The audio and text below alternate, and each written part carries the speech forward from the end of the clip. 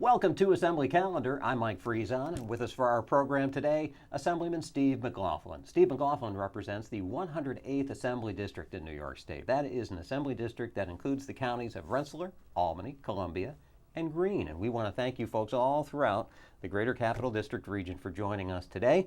And Assemblyman, nice to have you. Nice to be here. We've got, we're in the midst of the throes of the shutdown of the 2011 legislative session. That's always one of the busiest weeks of the year here at the state capitol in Albany.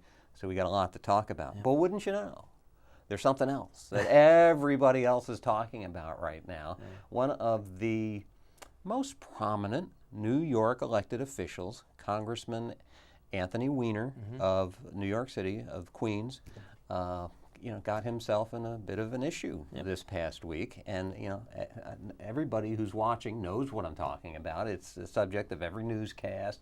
It's on all the late night shows, you name it. And at every water cooler you stop at, it's being talked about. Yeah. Give us your viewpoint as an elected state representative. Yeah. What's the water cooler talk like where you are? Well, my response was probably the same as the general public. How could he do this? How dumb? What a ridiculous thing to do. But what got me and what struck me was the denial and the arrogant anger, the kind of the how dare you question me type of moments that we went through. And he dragged everybody through this, and only to find out that what he knew all along to be true was in fact true, that it was him. So it's very disappointing, but it's also a case study in the double standard that we face. Chris Lee, out in the western part of the state, resigned within hours of something like this happening. Another congressman from Buffalo who had put a picture of himself on the internet. Been standing in front of a mirror, flexing a muscle. You folks probably remember the picture. You may not remember the name, but that was Chris Lee. That was Chris Lee, which we just had a special election as a result of his resignation. And Chris Lee immediately admitted it and was out of office really within the afternoon. He was gone. Well, we got 4 or 5 days of Anthony Weiner complaining, still do, arrogantly denying, getting angry, calling reporters jackasses. I mean, we just went on and on and on. But yet, where's the call for him to resign? And our own 2 senators, they were yelling and screaming for Chris Lee to resign, but yet we have Anthony Weiner doing something that is certainly, I think, worse, and no call. Complete silence from Senator Schumer and Senator Gillibrand. So I think it's a double standard, and I think they need to be held accountable for that. If you're going to call for somebody to resign, you should certainly be consistent, or say nothing.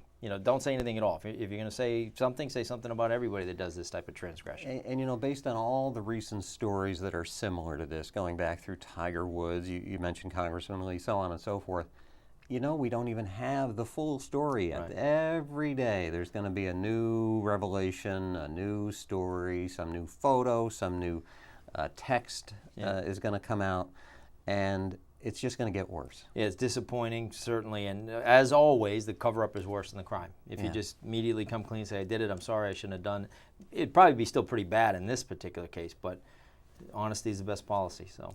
And it's getting in the way of discussions that should be taking place in Washington. Oh, yeah, right? Absolutely. Yeah, it sidetracks everybody for a week or so. It's unfortunate. Well, I'm hopeful that the congressman makes the right decision in this case and resigns, because I think he should. And we saw it here in Albany a few years ago when the Spitzer scandal broke. That was right at the worst possible time in terms of the debate involving the state budget that year and so on and so forth. And I guess this kind of brings us to the fact that the state representatives have not been immune to this situation in recent years. And in fact, a number of state legislators have been charged with crimes, indicted, convicted, sent to prison in recent years, and there's been a huge call in Albany to do something about that. Yeah, well, there's a reason we're known as the most corrupt and dysfunctional legislature in the country, and it's something that I ran against. One of the main things I ran against was fighting corruption, so I'm pleased to see an ethics reform package come forth from the governor. It's still, literally, I just got the bill, and it's a program bill at this point, so it's 111 pages long. It's certainly going to change over the next couple of days, but the structure is there. It's a lot better than what we have in place right now. It isn't a perfect bill, but it's certainly a lot better than what we're working with right now.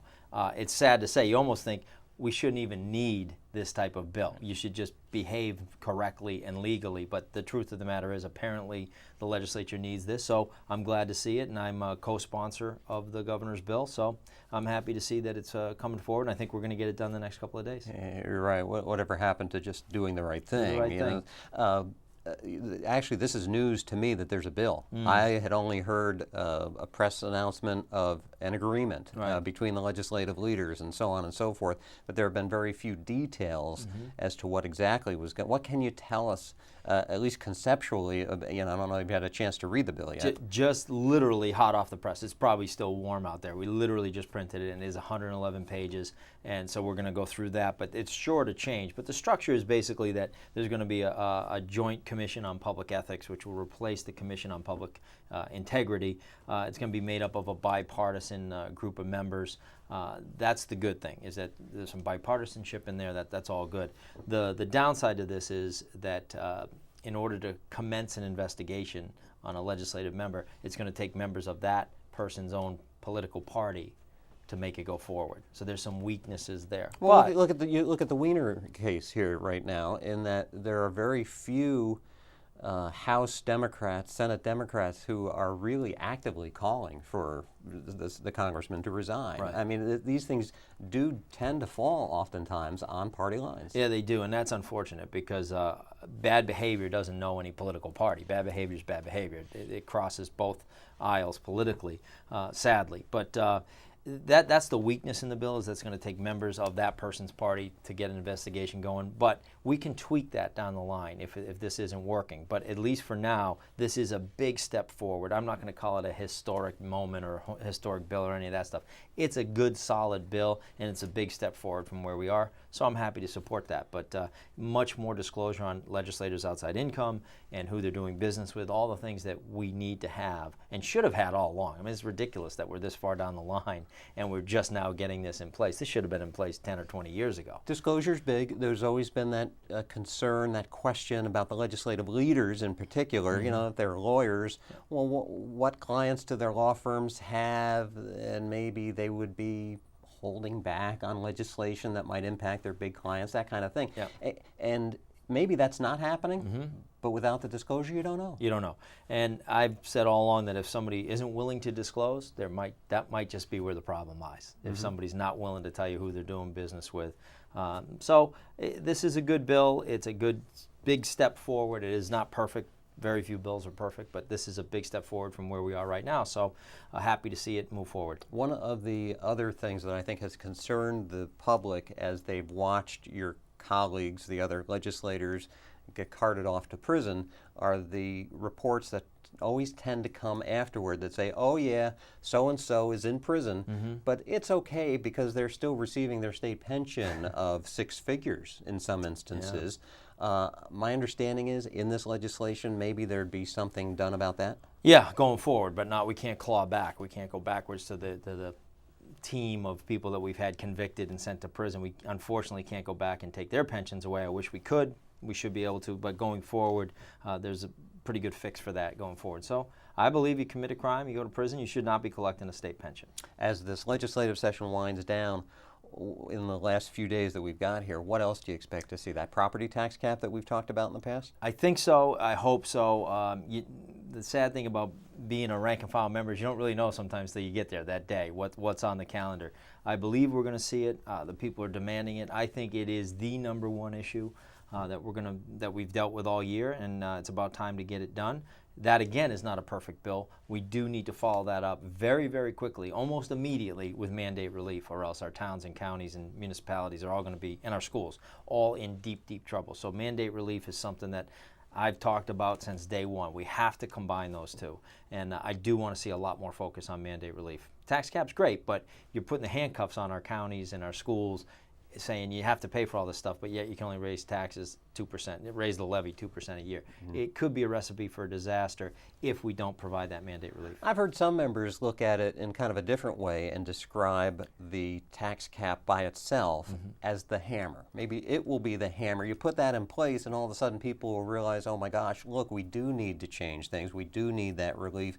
We do need to really change the structure of things so that localities are not encumbered with all these costs from the state of New York or the federal government. Yeah, I agree with that. It is a blunt instrument. It's a hammer, a blunt instrument. It's certainly been described that way. I think that's accurate. But we then need to realize that we have a very blunt instrument here.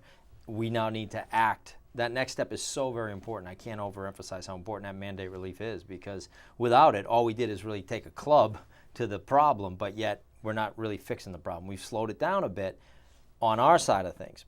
But if we don't provide mandate relief, I think we're just passing the buck onto the counties and the schools. That's my belief. Yep. Something that you said a minute ago about how, as a rank and file member, that sometimes one of the things that happens is you don't know what's going to happen, what bills are coming up till that day you walk into the chamber and it's sitting on your desk.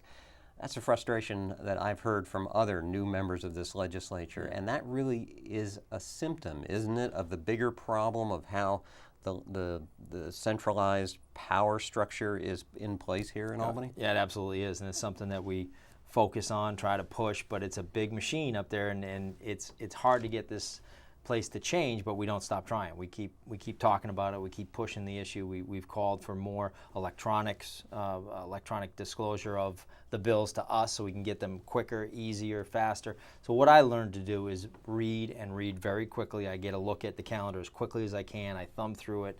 You got to do a lot of pre-reading on your own. And some of the stuff that I'm reading about, we might not even see that get to the floor, but at least I'm up to speed on it, and you guys got to work very fast and read as much as you can, as fast as you can. Well, you've got some nice light reading ahead of you, 111 pages of an ethics reform bill. So there's your weekend right there, right? That's it, yeah. Only I have to do an interview today at 4 again. So, you learn pretty quickly to get your arms around this stuff. It's a lot of work, but I'm thrilled to do it, but it is a lot of work that we have to go through to try to get our arms around this, because we just don't get that much lead time. Once the legislature breaks by the end of June, we sometimes don't see the legislature back in session until maybe the next January, sometimes, if an emergency comes up or something that requires immediate attention. What do you hope gets done in the next few days? Tax cap and ethics. Those are my two big ones. We got the budget done on time without a tax increase. That was a good step one, but that was a long time ago now. That was back in March. So for me, it's a tax cap and ethics. Those are my two big ones that I want to see get done. And then there's going to be many, many, many local bills that will pass. Probably a few hundred more of those. But those are the two big gorillas in the room: tax cap and ethics reform. You'll enjoy that when all those thousands of local bills and all these other bills come through the hopper in the next few days. Yeah.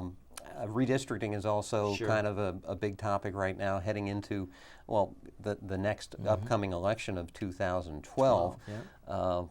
The lines all need to be redrawn based on the numbers in the 2010 census. There have been calls for impartial, fair redistricting. I don't know that that's possible. That is usually the most political of situations here. Yeah, and it really depends on whose definition of fair are you using. The governor said he'll veto anything that is not fair. Well, who's to decide what he says is fair? He may decide something he thinks is perfectly fair that somebody else may think is completely unfair. My approach to redistricting is there isn't a lot that I can do with it. I'm not going to be weighing in on it. So I'm going to go out there and do my job every single day, work as hard as I can for the people of the 108th. The lines, I'm sure, will change in some way. I have no idea how they're going to change. I hope they don't change much. It would be wonderful to keep my district as it is, but I know that that's probably not realistic. So I'm going to do my job to the best of my ability, and I think if I do that, then the people will respond. Makes me think of that bipartisan ethics commission you talked about earlier on, and how fair that's going to be, because it's members of both parties. But then again, it's who's in the majority, how many members get selected. It's all still very political. Absolutely. But ultimately, the wonderful thing is it's still up to the people out in the district to make the decision about who they want to represent them in Albany. And I'm blessed that they sent me here, and I'm going to continue to work as hard as I can and hopefully they'll respond and send me back. All I can do is the best I can do. I'm going to work hard every single day. So far, I think we're doing a pretty good job. That's the good thing about a representative government, and if Congressman Weiner doesn't resign, it'll be mighty interesting to see what the people that are represented by him decide. Well, New York's going to lose 2 congressional districts, so that may be one way that this problem gets solved, is that they just redistrict him out of existence. It'll be an interesting thing to watch here in Albany and in Washington over the coming months. Yeah. And we want to thank Steve McLaughlin for joining us today. Thank you, folks. See you for our next Assembly Calendar.